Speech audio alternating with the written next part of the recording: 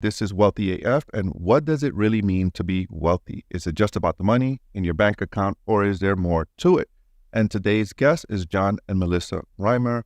And after retiring from the financial service industry, John and Melissa decided to help others by coaching what they learned through their survival of narcissist abuse. That's today's topic, guys. Narcissist abuse, the relationship before and after. John and Melissa are narcissist abuse survivors themselves who spent many terrifying years married to dangerous narcissists who wanted to destroy them mentally, physically, and financially. They were able to protect themselves from complete financial ruin while rebuilding their lives by using knowledge and expertise gained from their lifelong careers in the financial industry. Guys, welcome. Thank you for being here. And thank you for being so willing and open to share your story and help others through maybe they might be going. Thanks for having us, Martin.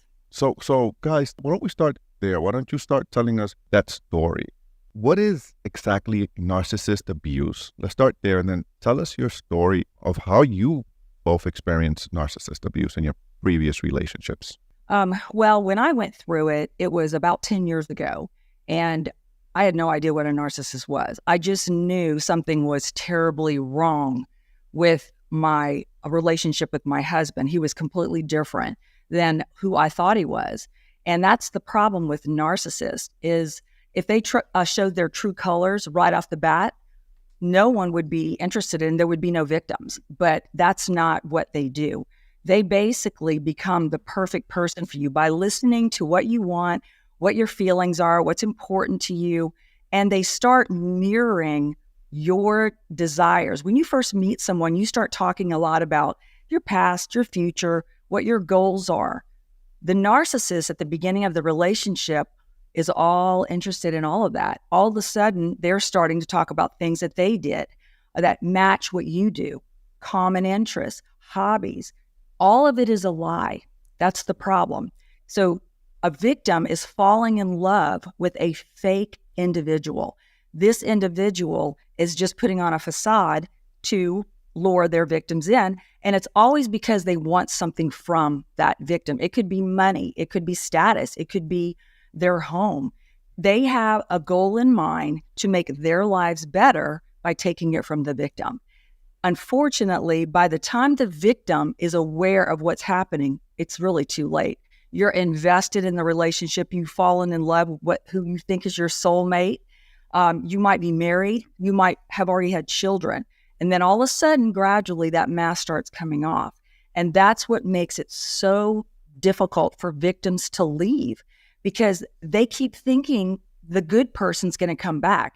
Maybe if they do something this way, or they don't say that, or they clean the house better, or they make better meals, or they listen to their husband, every single thing they're doing is trying to correct something that cannot be corrected. Because a narcissist is never going to change who they are. They're never going to take accountability. They're never going to apologize sincerely. So no matter what the victim does, the bar just keeps getting higher and higher and higher, and no one can reach it. No one can reach the level of perfection a narcissist wants from their victim. And when you can't reach that, then all of a sudden, you're a failure to them. You're a disappointment. They start discarding you and looking for someone to take your place.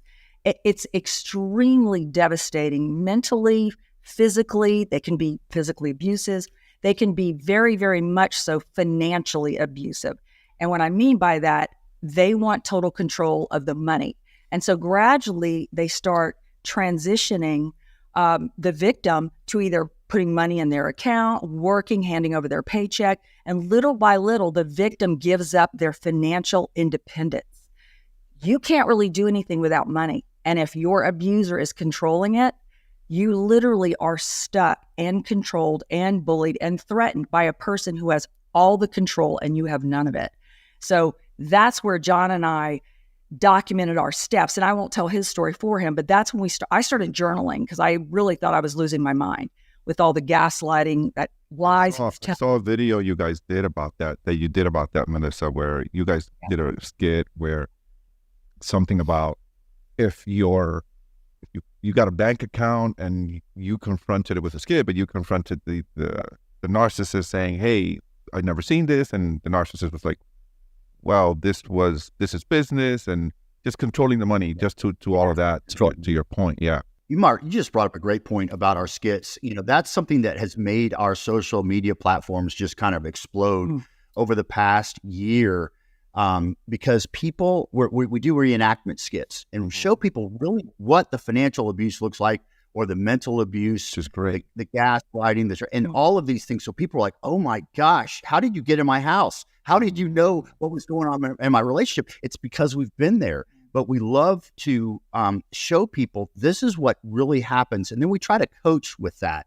We try to show, okay, this is what it looks like. And here is how you combat this particular type of abuse. And so we're really, really excited about doing those. And we keep putting those up regularly just to keep informing people about what it looks like and what to do with it. Because many times you are in denial. Right. You like we were. You don't understand what's happening. And when you start seeing what looks like is going on in your own life, your own maybe your parents' life, maybe your sister's, someone you love, when you start seeing what the abuse actually looks like, then it dawns on them, I think this is what I'm dealing with.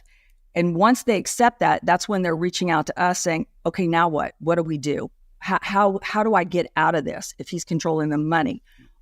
So that's a thing. We have multiple programs depending on where they are on their journey to help them, literally combat this. Right. Here, I'm listening to you guys, and a few weeks ago we had a guest on the podcast. His name is Bill Mitchell, and I'm listening to, and my brain is connecting some patterns here. This gentleman had his daughter was murdered. Yeah, we heard you heard the podcast, right? You heard that devastating heartbreak. Absolutely devastating. Just a horrible thing, and he's taking and he's doing something positive with it. But I'm seeing a lot of connections. My brain is connecting a lot of the behaviors. One thing I learned was with him was love bombing, and it seems like what you just mentioned, Melissa, with that mirroring and making you think it's the perfect partner.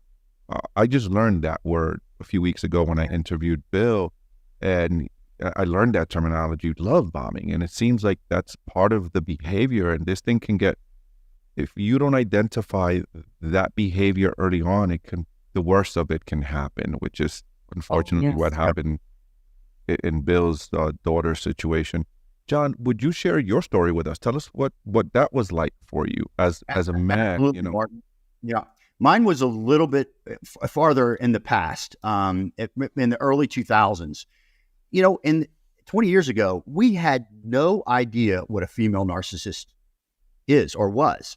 I mean, it took Johnny Depp really to bring it to the forefront several years ago about what a female narcissist actually looks like and what they're capable of. It is unbelievable what they can do. They hide behind this facade of beauty or talent or success, and their goal is to destroy you, whether it's financially or mentally, typically with a female narcissist, but you don't see it coming. My ex-narc and I dated for several years. There were red flags that I just continued to ignore, and we'll get more into red flags hopefully later in the interview, but I ignored all the red flags. I really, really did, because I saw this person that I thought was perfect for me. She was beautiful. She wanted to be successful, but she really saw me as a target, and I didn't realize that until it was too late. It was a couple of months after we got married, the mask dropped off, and I saw who she really was, and she was trying to basically take everything from me financially, my business, my home, my savings, everything that I had. And when I told her after just a couple of months of marriage, I said, listen, I think we've made a mistake.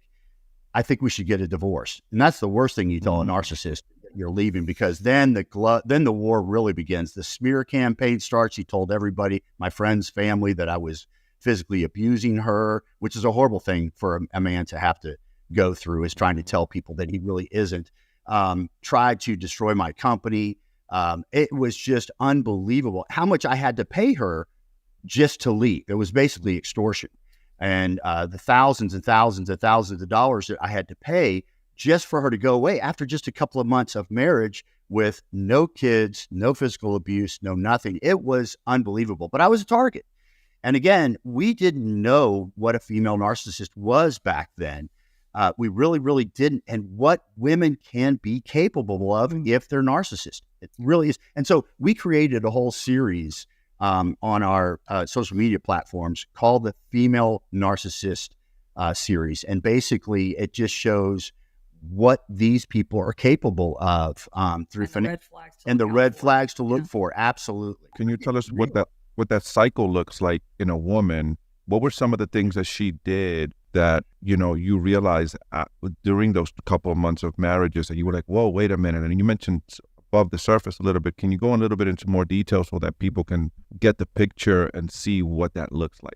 Absolutely. Two major events happened that really should have had me pumping the brakes and say, no, we can't. About a month or two before we got married, I ran a family business that we had for probably a decade before this time. And, here we are, I'm marrying a woman, bringing her into my family, and we wanted to protect the family business. I mean, who wouldn't want to do that? Of course. I mean, we don't really. It's a responsibility. Exactly, Martin. It's your responsibility. So I said, hey, listen, we need to do a prenup that just lays out the business. It protects the business for a certain period of time after we're married so that no matter what happens, you cannot go after my business. She threw a huge fit, got my whole family involved, tried to make me feel horrible about wanting her to sign this prenup. Any woman that you're getting married to or man, and you say, hey, listen, I want to do a prenup to protect my business that my family has built for so many years, that really shouldn't be a problem, should it? I mean, somebody says that, yeah, I'm looking forward to our marriage and family and all that. And if you feel that this is what you need to do to protect your family's business just for 5 years, let's say, after 5 years it goes away or whatever the case is, that shouldn't be a massive problem. But for her, it was because I was a target. Yeah. So that was a major red flag that I did not see. Yeah. And one other thing happened. This is embarrassing for me to talk about. We had a horrible fight.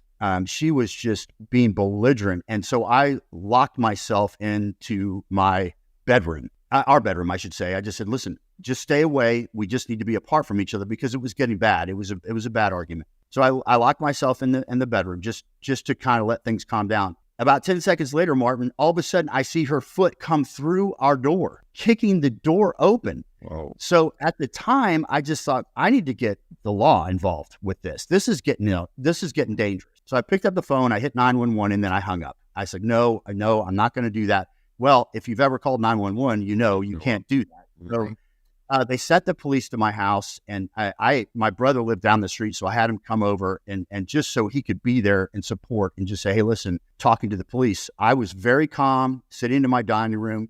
She came out and had rubbed her neck red. Oh. It had told the police officer that I had been strangling her. Now, my brother went ballistic because he knows I'm not a violent guy that way. I would never hurt a woman, never touch a woman. And we've been together for 10 years. Yeah. And she knows. And so the police officer was smart enough to know, look, we just need to separate you guys. You're going to have to go somewhere else. John, you're going to have to spend the night somewhere else. And I did. What a huge red flag, Martin. This woman, I could have been arrested. That's a felony charge, attempted murder. Huge. Yeah. And they don't think about that. And they don't. Yeah. And all she wanted to do was win that situation because that's what narcissists do. And if you heard Johnny Depp's testimony, the same thing happened with Amber Heard. She tried to have him arrested, tried to have all these horrible things done and ruin his career. It's what they do. But the unfortunate thing for me is I still married this woman. I mean, that's what took me. It took me so long. We'll talk about recovery in just a little bit. Yeah. But that's what took me so long to recover, Martin, from the abuse was I felt I had been so manipulated and ignored the red flags. It took me years to forgive myself for letting this woman come into my family. It was a very, very horrible situation for the entire family, but just almost trying to ruin my life. And I knew better. I saw the signs, but I ignored them because I didn't realize what I was dealing with. And you love that person regardless of what they're doing. You've already fallen in love with them. Right. So having to fall in love with them because of these drastic measures is very difficult for the brain to comprehend. Yeah. And that's the reason it's hard for them to leave, and they can easily be hoovered back by love bombing and all this, then you forgive because you think the normal person came back. Right. It's all a ploy. It's all a trick. And that's exactly what happened to me. I remember I went to my parents' house. They lived in the same community. They were actually in overseas. The next day, ringing the doorbell. She was there crying, begging forgiveness. I'm so sorry. And I forgave her. I just forgave her, thinking, she blamed it on the meds she was taking and then mixing it with alcohol. And I believed her. And they give very good excuses. Right. They're the master manipulators. They absolutely are. You mentioned something that really stuck out to me when you asked for that prenup, right? You said it, like, we know better. That was a big red flag for me. I hear that and I'm saying major red flag, right? Right. Yeah. Been married 22 years. We just made 22 years married last weekend. Thank you. And a lot of people don't realize when they're going into a relationship, something I learned about 10 years ago, and it's that money and love are two different things. When I'm with my wife, fully connected with her, we're in bed and we're just super connected, or on whatever topic we're talking, there's no space for money. The money we have, or whatever investments we have, there's no room for it between us. And when we're talking business, it's business. There's no love. That's just, we're on that. And a lot of people don't realize that. Listen, I want to go to you as a woman. Mm-hmm. It must be really difficult for a woman. I think it must be even harder for a woman. Not saying that your experience was easier, John. Mm-hmm. Your experience, you had a family business and things, but as a woman, it must be challenging to get out.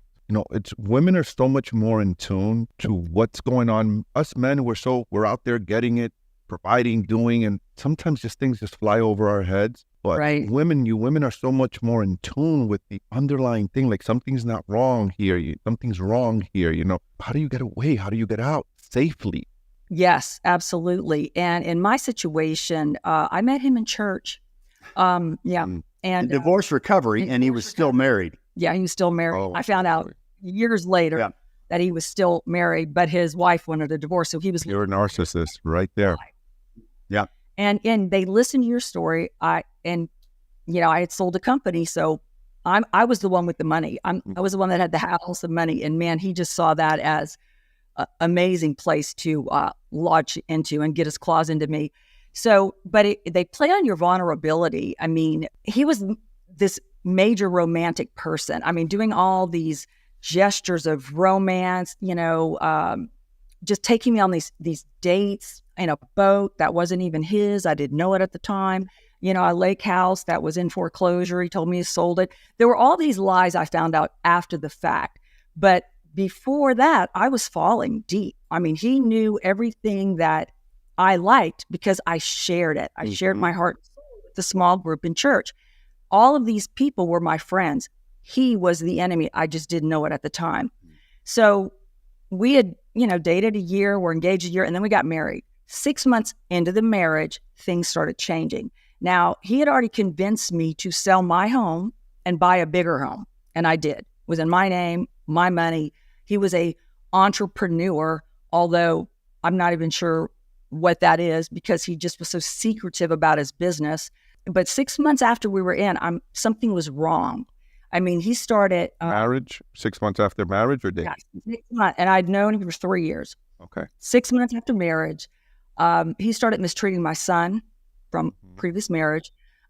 He started doing things that weren't making sense. Money was missing. He wanted a sports car, but, he didn't want his business to be in jeopardy. So could I co-sign for him? Things started gradually not adding up for me. And when I approached him with it, and I said, listen, this is not making me feel comfortable. I'm not going to take out loans and help you with these businesses. I'm a corporate executive with a financial company. And he said, well, we're married. So what's yours is mine. And I'm like, no. And I didn't have a prenup. I didn't even think about that.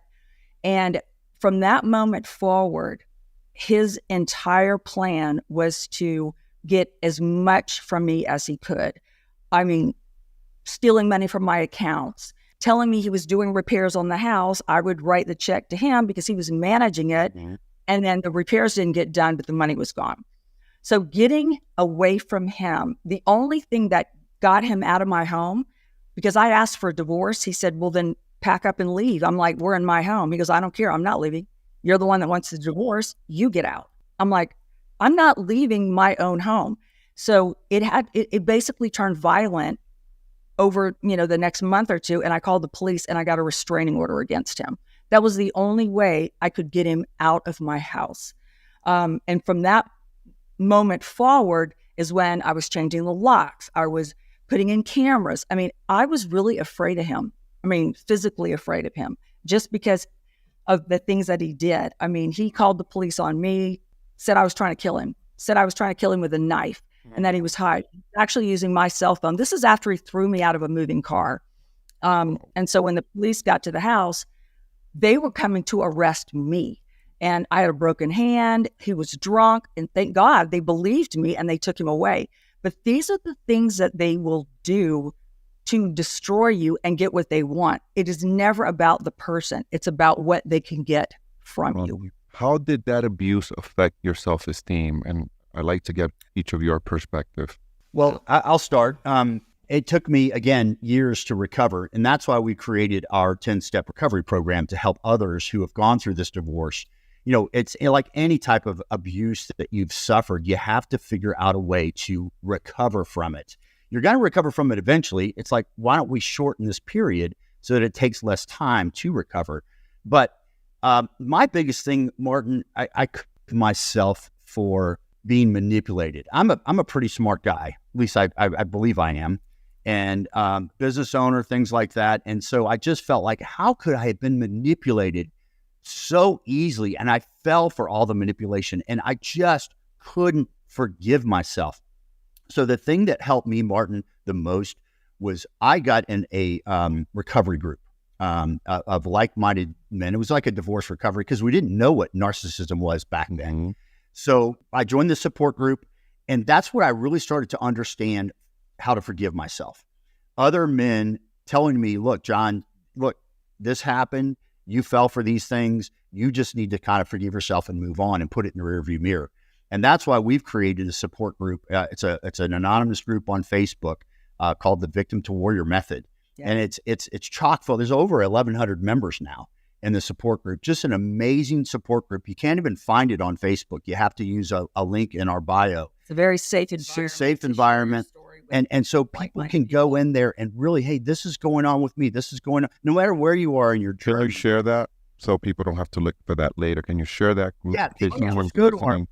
Yeah, they could just go to our website, v2w.com. And it's V with and then a 2, number 2. Yeah. W. v2w.com. And it just says join our Facebook community. We'll make sure we put that in the show notes as well for you guys, so you guys can put. Yeah. If you want to go right now, if you're listening and you want to go right now, you're like, hey, I need to get in that group and talk to these guys, to John and Melissa. Yeah. Right now. It's an amazing group of like-minded people. And that's the only thing, because, your friends and family are like, what are you talking about? They have no clue how to help you recover from this abuse. Because they don't know what it's like. Right. So we thought, and that was the thing that helped me the most in my recovery. And that's in our 10-step process. The most important thing that I think is, now Melissa will differ. She thinks journaling and other things are more important than, but they're all critical to recovery.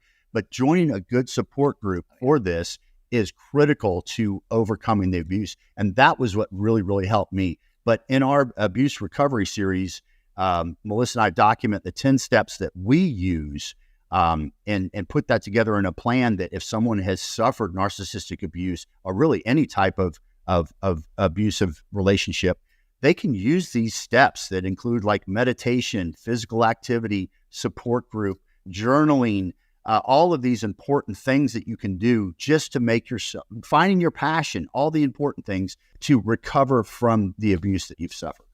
And if someone is in the abuse, we actually have a 12-step, it's a critical step platform so they can plan a safe exit strategy. Right. Because when people are in it, they don't know how to get out of it. So we were very methodical with this 12 critical step platform that walks them through each and every step to take before they leave, so they are in a good place when they leave. They're not financially devastated, and they are stronger to not be hoovered back into that relationship by forgiving them. Right. So sometimes your mind is just overwhelmed when you're going through it. So that's why we put these steps together for people who are in it and want to get out of it. Right.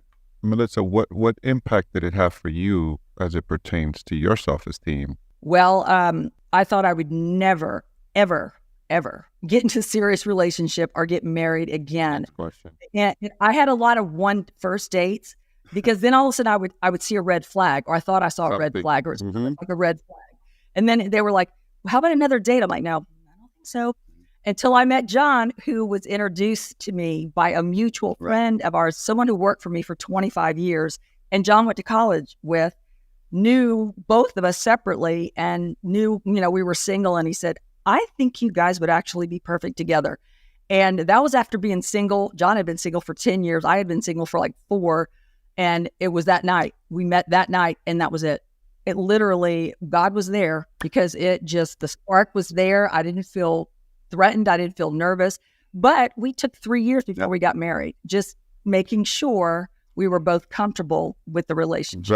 Very, that was my next question. How do you trust again? So I interviewed Dr. Debbie Fiber last week. I don't know if you guys heard that podcast, and we talk about trust and betrayal, which is, I would imagine that this feels like a betrayal when you come out in the end of the other side. Absolutely. How do you trust again? What's your process? I would imagine that as a fellow human being going through something like that, you'd say, hell no, like I would be your amygdala would be on super high alert. And yes, he told me he was going to be here 5 minutes ago. He didn't show up. So boom, red flag, right? You just, yeah. Mark, we'd be amazed how many people we do live events on our TikTok channel and our Instagram channel, and thousands of people come in. They're like, I'm never going to date again, never going to date again, never going to date. But as humans, we want companionship. We're made for that. And so you have to heal in order to be that the person you're looking for is looking for. I always say that. Become the person you're looking for is looking for. But what that means is becoming a whole person again. So that you can trust again, but you need to know those red flags when they arise. And then you know what to do with them. So it's really, really important to be on your game when you decide to start dating again. Now, what Melissa and I talk about quite a bit, and there was just an article posted this week on us with a company called Truthfinder.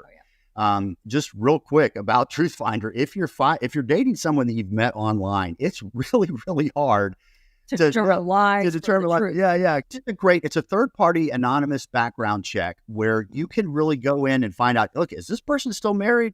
Do they have arrest records? Do they have arrest records? Yeah. I mean, all of these bankruptcy judgments, anything that's been filed against. Is that for a fee, I would imagine? And it's about $23 worth the it. report. It's worth it. Yeah, that's for sure. Yeah. But we always say if Melissa would have checked her Truthfinder before she got married with this guy, she would have never married him. Should have ran the other way. $2. In trouble with the IRS. Yeah, IRS liens, tax liens, all of these things that are public records. So it's not like DUI. Yeah, they're just public records. But you would know to do it if you didn't know where to go. Right. So if someone has that kind of shadiness in their background, that's a red flag in itself. Right. There are other people out there that you would probably want to spend more time with than someone who has a criminal background and all these horrific things about them. And it's early on, you can cut ties. You're not emotionally invested when you pull this. So you know who you're actually dealing with. If somebody's got that kind of background, you know what? Hey, I'm just not ready to be in a relationship. They don't know you've done it. It's anonymous.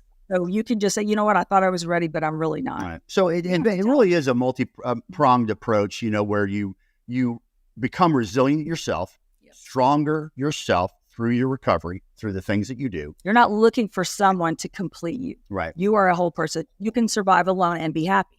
And using a platform like Truthfinder, I think, can help you just understand the person. It's a great tool.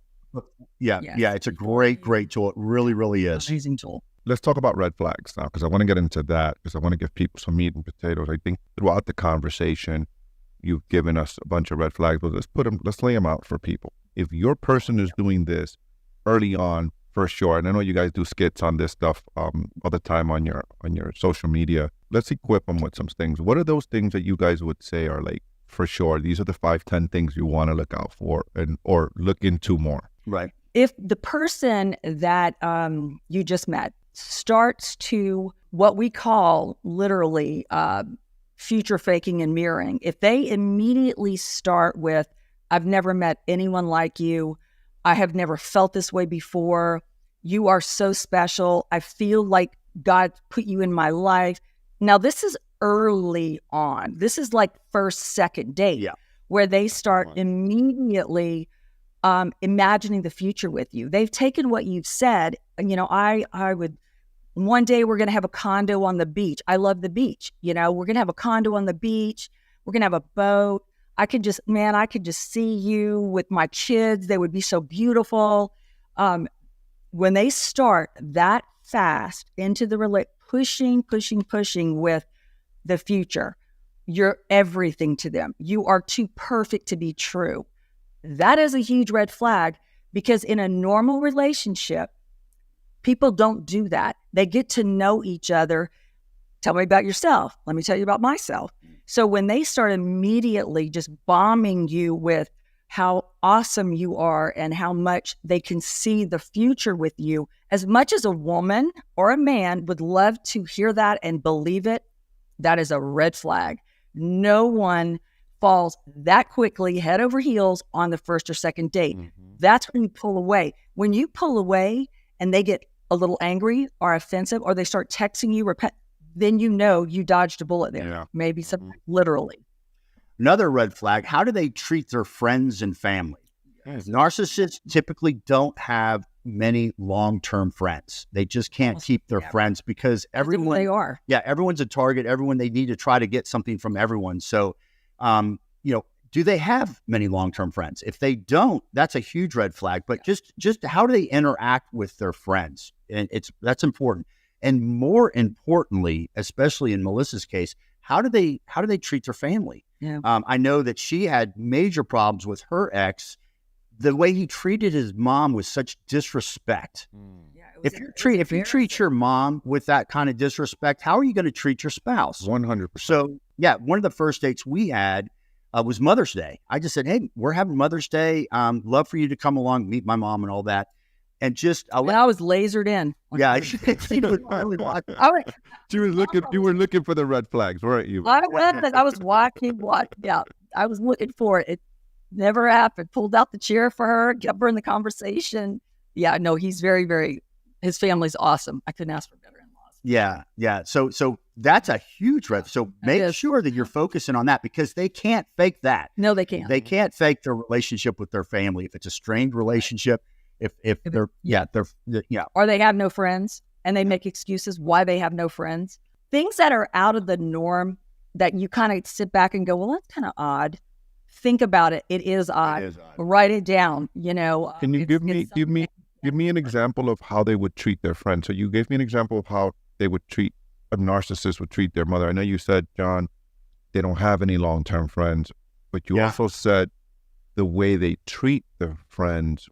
Give me an example of what treatment is a red flag for a narcissist with their friends. Well, for me, the red flag that I ignored was whenever we did something with friends, they were my friends. We never did something with her friends. Okay. And then, and so it was really, I just didn't really think about it, because she had been in Atlanta for several years, which is where we're from, but we just didn't interact with her friends. And tell them how she acted when you were with your friends. I mean, jealous of any woman that would be even though we're married with someone. She would. We went to brunch after church, and I invited a girlfriend of mine, just a friend, and who I'd known for years. Sorry, guys, we're having a thunderstorm here in our little dog. Right. But my ex-narc stared daggers at this girl across the table, and I wasn't aware of it. I didn't realize it. And other people were there too. My family was there. My parents, so we had a big group there at the table. But this was a very pretty girl that I had known for years and was just a good friend. And I remember after brunch, the girl came up to me and she said, "I will never do anything with her again." She looked at me the whole time like she wanted to kill me, and we just left church, And so it was just really, really bizarre. Those types of things. And then the most important thing was what I heard from her family. We have a whole video on this. Their friends and family will warn you. It might be subtly, but they'll her warn family did warn me.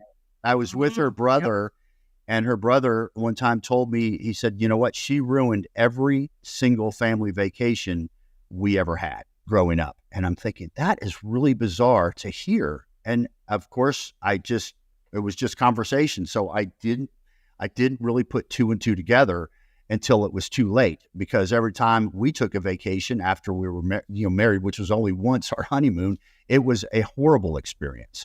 It'll definitely ruin events. If they're not the center of attention, and this is a characteristic of narcissists, I mean, just about every single person we've ever talked to, they will ruin Christmas, they'll ruin a Thanksgiving, Easter. It doesn't matter what it is. They'll ruin your birthday, anniversaries. If it doesn't make them the star of the show, they will ruin it for whoever is the star of the show.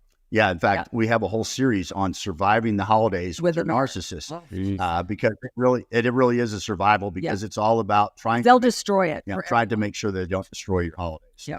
So let's turn it on the narcissist. Now let's give people strategies to turn it on them, because I would imagine now that, looking back 10, 15 years back, and now you can see maybe you've created some strategies. So how can we turn it on the narcs? Someone is in that relationship, and now they want to turn it on them. Before we start, I want Melissa, there's some great tactics that we use.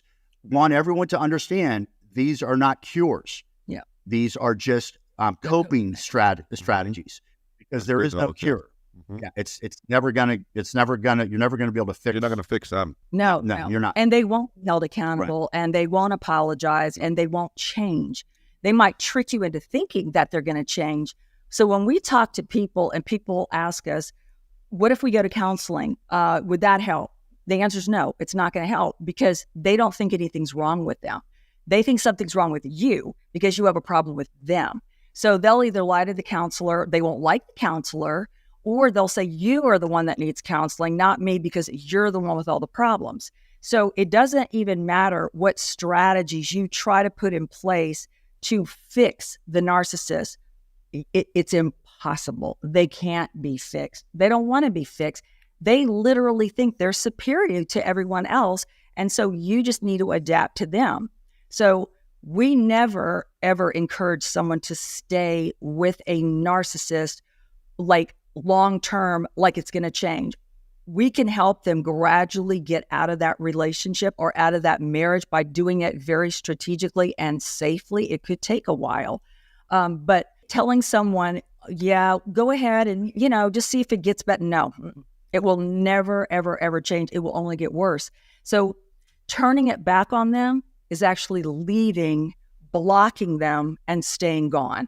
That right there it's a defeat to the narcissist, and they can't stand losing, but you have to be diligent about it. You have to be very, very diligent, and blocking them after you leave is crucial. If you have kids, you can communicate through a third-party app. We recommend Talking Parents, because it lets you communicate through a third-party app where you don't have to see them, you don't have to talk to them, you don't have to read their evil text messages, you don't have to listen to their horrible emails or voicemails.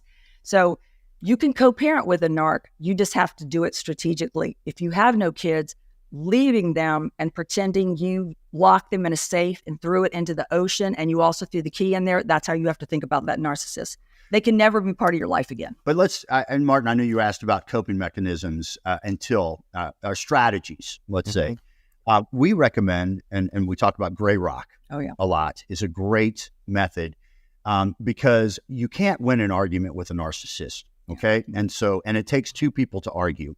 So we say, if they're starting in on you and they're arguing, being belligerent, what have you, we say gray rock. And what I mean by that is, think of yourself as a rock. You can't argue with a rock. Have you ever had an argument with a rock? You can't. You won't win if you do. Yeah. Just be uninterested, uninteresting. Nodding the head as an answer. Or just no eye contact, and again, this is not a fix. No. This is a coping mechanism. Gray rock will typically, it makes the narcissist want to disengage because they're not getting from you what they want. The emotional outburst. Right. Or breaking you. Right. So gray rock is a great way to just diffuse situations. Okay. Now, over time, it might get to the point where what kind of life is that? You don't want to do that long term. You want to do it to cope while you plan your exit strategy. Right. Like, and it just helps you keep your sanity. Yeah. We talked about big events. They want to ruin big events. Instead of feeding into that, gray rock. Yeah. Just gray rock. We have a whole document on how to gray rock. So if someone wants more information about that, they can reach out to us and we can share with that gray rock. Also, one of the things that narcissists like to do is they like to give you the silent treatment. And these silent treatments can last days, weeks, months. It's amazing. They're so childish. And a lot of times victims feel like they have to feed into the silent. Why are you not talking to me? What can I do better? I'm so sorry for whatever I did and I don't even remember now. So what we coach, and Melissa is a certified life coach, also a professional life coach too. So we have a lot of techniques that she has learned through her life coaching business. But to feed into the silent treatment is not a good way to go. If you're getting the silent treatment, enjoy it as a vacation from the narcissist. Do what you want. For once, they're not controlling you. They're ignoring. Go to the gym, work out, have lunch with friends, whatever. Don't feed into the silent treatment. Enjoy the silent treatment. So there's all sorts of things that go on. Way of looking at things while you're, figuring out. Nice reframe. Yeah, and it's funny. We've brought up so many crazy terms today in this podcast. Our brand new series is called the Narcissistic Dictionary, or what we call the Narc Dick. And basically, it's like, why would you have to learn all these terms? Share a couple with us. Share a couple with us. Educate us a little. Love bombing, hoovering, mirroring, future faking. I mean, what's future faking? What's future faking? Future faking is telling you what you want to hear about the future. Like okay, mine. I wanted to have a beach condo one day because he just said, I can just see it. Just let's picture it together. It could be on this ocean. It's a form of hypnosis. You know that, right? That's future pacing. We call that future pacing in NLP. Yeah. And it gives you a picture. Right. So we did a whole Oh. series on this videos showing what future faking looks like. We actually did this. Mirror and future faking is one of our videos. Mm-hmm. It should be out on TikTok this week. We posted on TikTok, but we put together a whole glossary for people so they'd understand these flying monkeys. These crazy. What is that? What is that? What's flying monkeys?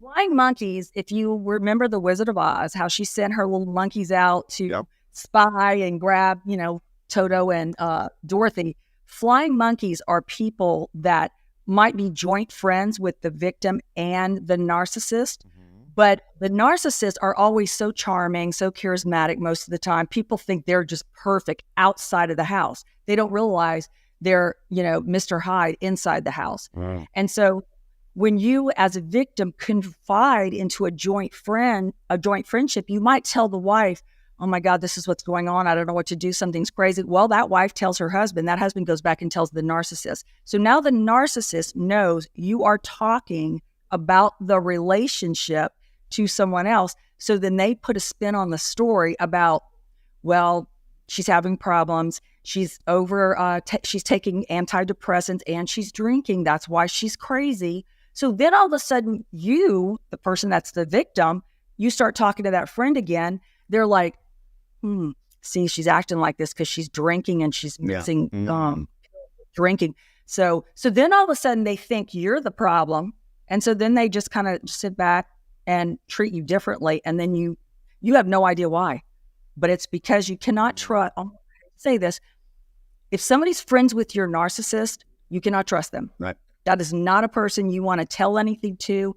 You can only confide in, anything like that. Yeah. Yes. You can only confide in people that have your back and absolutely love you and support you. Those are the people you need to confide in because they'll be there forever and they're not going to side with the narcissist.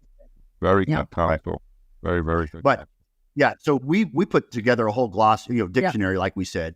And it's you can find it on our bio also. Yeah. But it's just trying to understand what's going on in your relationship. And it's, again, what a crazy relationship to have. It's not normal where you have to understand these crazy terms to know what's going on in your relationship. It's incredible. So again, there's always strength in information. So we wanted to put this out there so people understood, oh, okay, so I'm being gaslit. I understand now. Don't believe it. Yeah, I don't believe down yeah, the so, truth. so all of these things. So there is always power with knowledge. And so we try to, with our videos and our documents that we give out, and our courses. And just trying to inform people on what they're going through, how to get out of it if they're still in it. And if they've gotten out, but they're not recovering, you asked me several times, Martin, how did I get past it? How did I get past it? A lot of people takes years, 6, 7, 8 years to try to recover. Yeah. And so we try to help those people too, because we know exactly what it's like to go through these things and feel isolated and alone, like nobody understands. Right. Maybe there's data or maybe there isn't. I don't know. I'm going to ask anyways. Is there any data to support on average how many, like a percentage of people that are in relationships and these types of relationships that actually stay? And what effects does that have if there's any data to it? I'm just curious. Well, we do know people that are in the relationships who leave, but they're not prepared to leave. 43% of those people go back because of financial devastation. They don't have money. They leave out of desperation or fear, and they get to a place and then they're like, I have no idea what to do. I have no money. I've been cut off of everything. Then they go crawling back, and then it's worse. Then it's the punishment. Dared to leave them. Now, statistics show that 1 in 6 people have either are narcissists or have narcissistic tendencies or traits. Just because you have narcissistic traits doesn't mean you're a narcissist. You can be gregarious. You could be conceited. You could be one to brag and boast. That doesn't mean you are a narcissist. A narcissist has no empathy, no conscience. They don't care what they do to someone else to get ahead. They'll just step right on you and go over top of you and never even look back to see if they broke your neck when they stepped on you. That's a narcissist. People that are in these relationships, well, I'll tell you, 2 million people a month search narcissism. 2 million people on Google. Yeah, yes. It's amazing. 2 million searches. So 2 million people per month are reaching out saying, because they have no idea what to do. I need help. And one other thing I wanted to mention, Martin, this is a global problem. Clients from everywhere. Because when we're on our lives, we have people. We even had someone from Nepal one night on. I mean, on the other side of the world, Australia, Canada, UK, Turkey, Greece. I mean, all of these different, everyone in the world, it's a global problem. Yeah. So it's a massive thing. And the more information that we can get out there, the more people understand that they are in a relationship that's not normal. And there is a way to get out. Yeah, and that's the thing. You guys are sharing the light, and you guys are bringing this conversation to the table, because that's the beauty of the internet and technology. I think we're all old enough to remember when we had no internet and we had phones on the walls, right? We had to,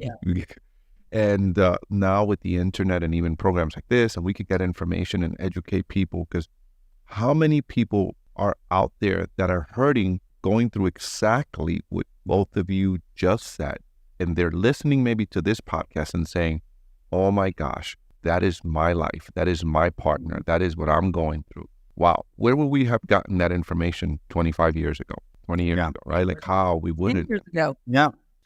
And female narcissism, that hasn't even come to the forefront until just a couple of years ago, really. Mm-hmm. And again, we could thank Johnny Depp for that, to bringing that so everyone could see. But I dealt with this 20 years ago. We had no idea what that was. Yeah. And thank you. I want to thank you both for what you're doing, because what you're doing is super valuable, and you're helping people in pain. Yeah, thanks, Martin. And that's why we call our business Victim to Warrior. It's a transformation. It's a transformation.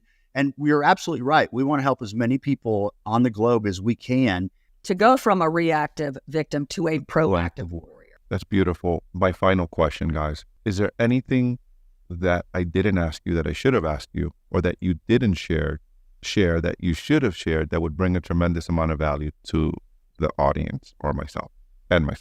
This was a great opportunity, Martin. Thank you so much. And what a great guide and host you've been.